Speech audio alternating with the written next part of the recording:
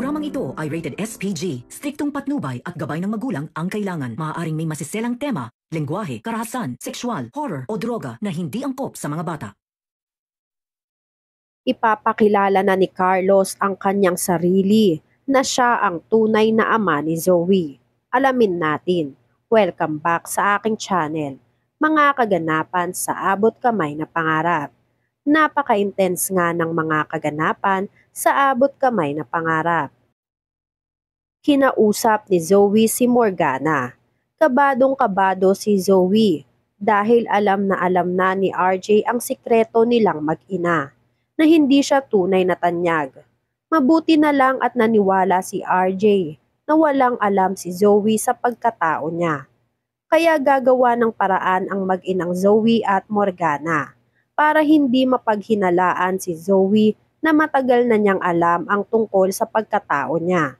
Dahil ang alam lang ni RJ ay wala pang alam si Zoe. Kailangan raw ipagpatuloy lang ni Zoe ang pagpapanggap na wala siyang kaalam-alam para hindi siya tuluyang itakwil ni RJ. Dahil panigurado raw na oras na malaman ni RJ na nagpapanggap lang si Zoe at matagal na niyang alam ang pagkatao niya ay magagalit sa kanya si RJ dahil nagsinungaling siya kila RJ buong buhay niya. Sinabihan ni Morgana si Zoe, magpakahulog raw sa hagdan si Zoe o di kaya ay magpasagasa sa sasakyan para mas mukhang kapani-paniwala ang palabas nila na walang alam si Zoe at desperada na ito at lost si Zoe.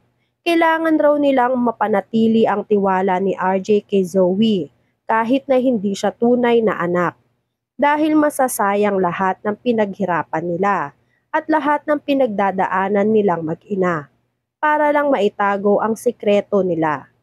Huwag raw magpahalata si Zoe na may alam na siya. Magpunta raw si Zoe sa Apex para gawin lahat ng plano nila. Kung kinakailangan raw ay magmakaawa si Zoe sa lahat, lalong-lalo na kay RJ, ay gawin raw ito ni Zoe para mapanatili ang tiwala nila. Nang sa ganun ay kasama pa rin si Zoe sa pamamanahan ni RJ.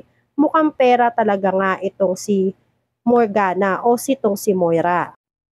Hindi pa din nga natitigil ang kasamaan ng mag-inang Zoe at Morgana. At dadagdagan pa nga nila ito ng isa pang kasamaan at kasinungalingan.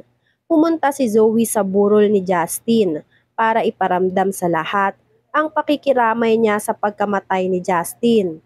Sinubukan siyang lapitan nila Annalyn pero nagkunwari si Zoe na nasasaktan talaga sa nalaman niya.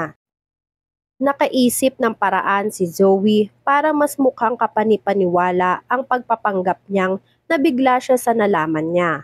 Papanik si Zoe sa taas ng rooftop. Mas kapani-paniwala kasi kung marami ang makakakita kay Zoe at maaawa sa lagay ni Zoe matapos malaman na hindi siya tunay na anak ni RJ. At isa siyang desperadang babae gaya ng sinabi nitong si Morgana. Alam na rin ni Giselle ang tungkol sa pagkatao ni Zoe. Ano raw ang naging reaksyon ni Zoe nang malaman na hindi siya tunay na anak ni RJ.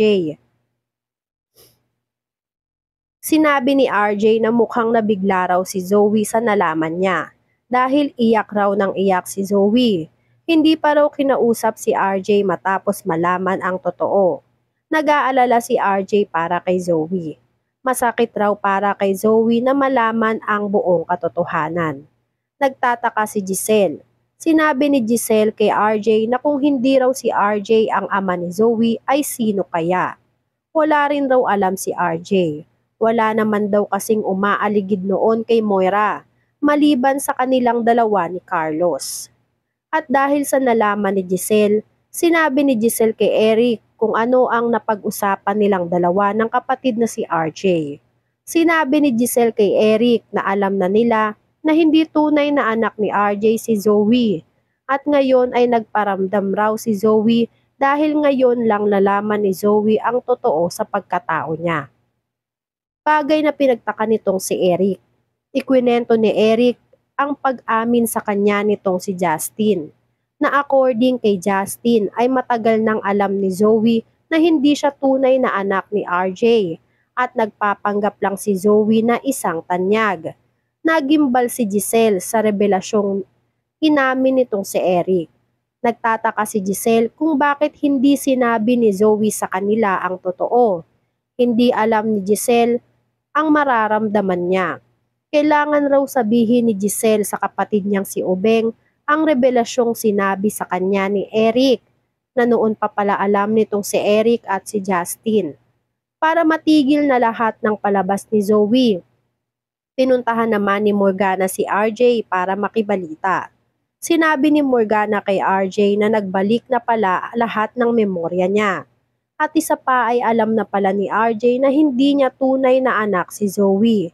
Nagtanong si Morgana kay RJ kung ano na ang plano niyang gawin kay Zoe. Ngayong alam na niya na hindi niya tunay na anak si Zoe. Sinabi ni RJ na walang magbabago.